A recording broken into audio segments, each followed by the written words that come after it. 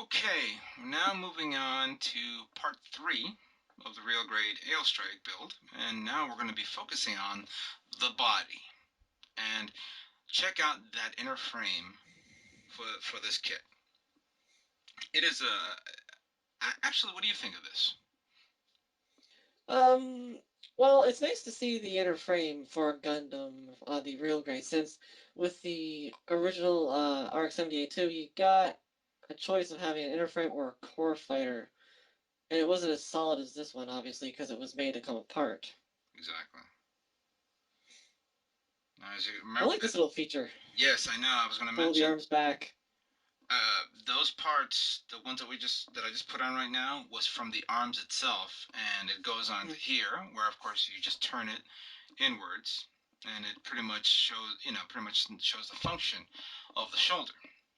Now from here, I move on to building the actual chest piece, or actually the cockpit piece of the kit. And I've noticed something peculiar. There is no pilot. Yeah, they decided to omit the pilots in the smaller ones. I guess I understand, but since they did give us an actual standalone pilot, I don't know why they couldn't have just given us a little teeny figure. Maybe they didn't think they could make the hole to peg the pilot in big enough, or I don't know. Reviewing the actual. I'm sure they thought about it, you know? Mhm. Well, reviewing the actual pilot itself, it is well detailed enough at 144 scale, to be painted if we wanted to. Now there's the actual chair itself of the pilot seat, which Hmm. pretty much say to yourself, yeah, they could have at least created something small just so we can just put it on there. Um, but somebody will probably custom make one like that. Here's the one of the hinges that supports the actual cockpit opening. Um, I also scarred up some of the blue parts, as you can see there. Come on, focus. Focus. There we go. Oh, there we go. Yeah. Yeah. That's one of course, the many limitations of when you pop open a kit and you're cutting it off with the clippers. You have the tendency of scratching some parts of the paint or the actual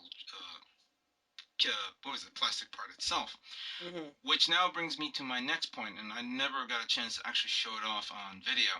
Have you know? Clearly, I think I may have mentioned this before. How easy the parts come out from the tree, since the actual plastic that holds the part to the tree is so thin that you can probably use minimum amount of force to remove it from the tree itself. Um, yeah, probably. I never done it that way with the real grades anyways. I guess it's force of habit to use the clippers. But yeah, Exactly. you could probably do it with just popping it out. Right. Here, I just finished putting on the chest piece. Excuse me, the cockpit piece of the front part of the armor of the No, body, yeah. and now, Here comes my biggest problem with the kit. really, explain. These these okay, these armor pieces, these covers, they peg into the back. But that's all they peg into. They will raise up when you raise up the arm, but they don't go back down, so you manually have to push them back down. I don't know why they did that. In the master grades, they peg onto the actual shoulder joint, so when it goes up, so does that piece. But they changed it for the real grade. I don't know why. Maybe it's again the limitation of the size of this kit. Possibly. But it is pretty. You're trying to you're trying to make gold out of lead here, and it's kind of hard at that scale. I think from here, I think I missed a part, and I'm looking for it. Where did I put it? Yeah, I got that, and I got that. Oh, I'm missing the side armor. It's to my right. I'm just trying to find it right now. While I'm going nuts looking for these parts, going back to the actual removing of the parts from the tree, I actually used. I've noticed that the white parts, which is the armor parts, was the one that had the minimal amount of plastic holding them up. So what I did was I used my hobby knife and I applied very, very minimal pressure on specific points where I can actually bend the parts itself off the Mm-hmm. tree. Now, there's the parts I was looking for. So when you look at, if you look at the white parts, there's very, very minimal amounts of parts being snipped off compared to the darker parts that require a lot more, finesse. Here we go. Putting these side armors on. Now, one thing I can think of is with that is a lot of the smaller parts are white, and maybe they're thinking there's a good chance if you snip them off, you might accidentally cut a part off the piece. So maybe they thought this would be a little easier. Hmm. I don't know. Kind of Because reminds if you me. notice, a lot of the colored parts are bigger, so. That's true. Kind of reminds me of the gold parts we snipped off from the Strike Freedom. Perfect grade. Remember Mm-hmm. the actual Yep. plated parts? All you need to do is snip them off in areas that it's not going to be exposed, and it was perfect. Something that I think Yeah. Bandai should be starting to do on all their kits, but it depends on how the molding process works. Well, they really should because when they decide to make a kit like, say, the high grade Sananju or Unicorn into a metallic coating, they're not going to turn out as good because you have all those stip marks. Hmm. So if they did it with all of them, then you would never have a problem. That's true. Something that Bandai should still be looking into. Part of Hmm. the part of the trim I'm putting on right now. Here comes the back part of the kit. Again, there's a Very lot. master grade, you have to admit. Yes, Very master grade. exactly. Some parts, of course, requiring to be shaved off or painted. Um, Clearly, I'm not really in the mood to start painting a 144 scale real grade, even though I know it would benefit something like that. So my hat's off to you guys who are actually going to paint this kit. I've seen some online photographs on this. Basically, I think you told me that somebody already done the Strike Rouge already, and it looks Hmm. pretty good. That is a given color they're going to probably bring out like they did with the Zaku mass production type. I'm sure they'll make a Strike Rouge. I probably would have to agree with that. I All they mean, need to since do, they made a high grade version, so. they're not going to destroy the mold. Here's the front chest part of the kit, and of course I'm putting on the collar. Also, I have to remind myself to make sure I And focus in the middle. There we go. And this, I think I had a little bit of a problem there, but after a few, a little finagling, there it goes. Again, the detail and the of this of the torso, even unpainted, looks amazing. hmm And even then, I don't know. Sorry, I don't know about you, but I've never really liked the opening of the cockpit with the strike. It's always been a little more difficult than it should be to hmm, open it. It doesn't matter what scale. right. Here's of course the square peg, which we're going to have to revisit later on when I apply the backpack of the launcher. But now Mm. we move on to the head build. A lot of parts for the head build, but I had a bit of a trouble here putting on some parts here. First up, of course, is the Gundam eyes. Don't forget to mention that there are options with what you got here for the Yeah, well eyes. here's the decal sheet right here. There is the eyes for 74, and I didn't realize 7 and 8 is also eyepiece as well. I guess Hmm. Bandai would probably assume that if you like, you can um, paint the clear part black and then take those two parts and put it over the eye slot Hmm. section, so it gives it that Make an nice. embossed look, yeah. Exactly.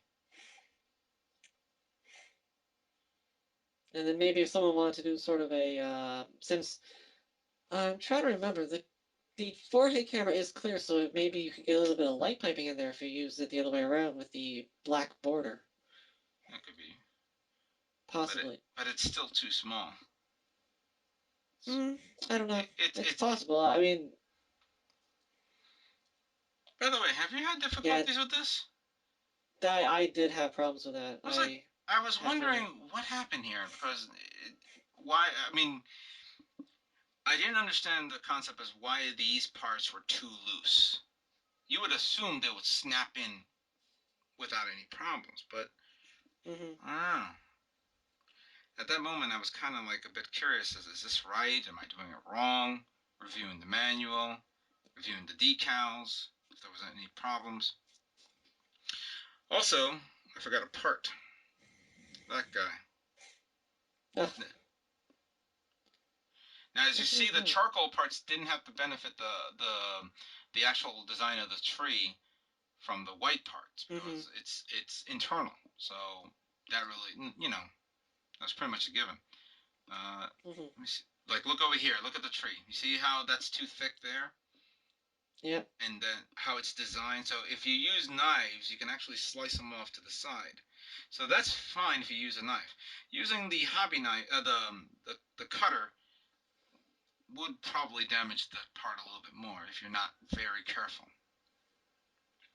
But going back to the head build, let's see.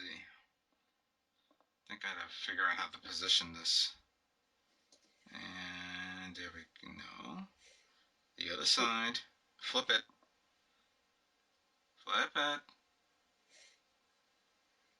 Yeah, I'm trying to figure out here. The head is for a lot of parts for a head. Yeah. Here we go. That is once again that is very master grade. Like with the face part Hmm. with the chin. I mean, just the detail on this on these kits is just amazing. What they've done in like the last, if you look over the last 10 years, the technology, the advances is just, it's amazing. Hmm. Even the little slits in the mat in the faceplate Oh yeah, in that's what this the. sky, in this scale. Ah, Oh no. don't lose it. There we go. And I'm showing off the connection of this. I think at this point I forgot that there is. I think what do you call it? A decal that I gotta put back there. I'll have to review that in a few moments. Uh, yeah, I'm just making sure this thing fits in perfectly. There. Yeah, those eye stickers gave me issues, definitely. Getting them perfectly centered on the face. Yeah, I did. Especially because the way you have to do it is just weird. I actually had to do it in one try. Yeah, see, that happened to me. I was actually contemplating of me gluing that part. Mm, That's why when you glue, you don't you use the extra fine glue. It could have hmm. probably been better if I actually put the glue the clear piece to the head first before applying the decals, and then I'll have to wait until it let it dries. Okay, so here comes the Well, portion of the head. thankfully the helmet pretty much secures those parts in without a Yeah, problem. that's true. I did notice that, and I had to make sure that the thing was snug in there. Uh, yep, that one. Come on, fit in there. Well, I had a little bit of a problem putting the size of the helmet on. I found there was just a sweet spot where you had to get it so they would actually they don't quite connect in the center, but they got to be really really close. Hmm. Because I mean it's gonna be covered up by the V fin, so it doesn't really matter. By the way, that's the one thing Yeah, that. the one thing I love is the V fins on the head. It's one of my favorite V fins.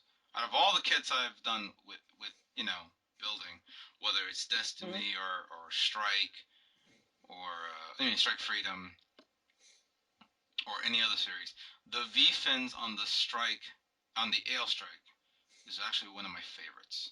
And actually, the first time I've seen a V-fin that does not have those protruding plastic parts at the end of the tips where you have to slice them off. Hmm. Because I kind of screwed up on Hmm. my double O Quanta, where I actually cut off I trimmed off too much and I messed it up. But this one I didn't have to worry about that. And there goes the Yeah, that's always a forehead. risk with scales. Yeah, But yeah, I love the fact that you don't have those little nubs. look how detailed this head is. It's amazing. And the back area of this is pretty good as well. Look at that. Yep. Well, this concludes part 3. Stay tuned for part 4 of Aile Strike Real Grade 144 scale.